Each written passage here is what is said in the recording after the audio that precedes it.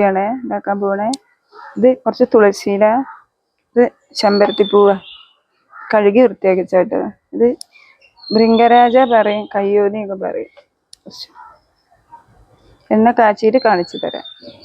ചട്ടി ചൂടായി, ഇതിലേക്ക് വെളിച്ചെണ്ണ ഒഴിക്കുക കേട്ടോ. നല്ല മില്ലിൽ ആട്ടി വെളിച്ചെണ്ണ കേട്ടോ അത്. ഇതിലേക്ക് അരച്ച് വെച്ച ചെമ്പരത്തിപ്പൂവ്, തുളസി, കഞ്ഞുണ്ണി മൂന്നും കൂടി അരച്ചതാണ്. അധികം അരവായി, ഇതൊന്ന് ചതച്ചു.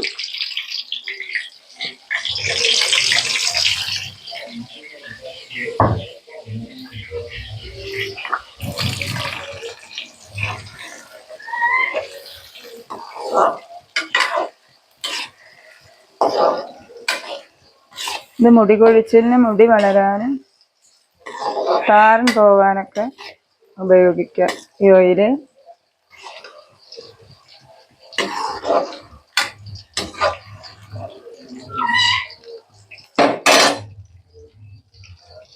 എണ്ണ റെഡിയായി. ഭൃംഗരാജ ഓയിൽ നാളേക്ക് ചൂടറിയതിൻ്റെ ശേഷം കുപ്പിയിലാക്കാം.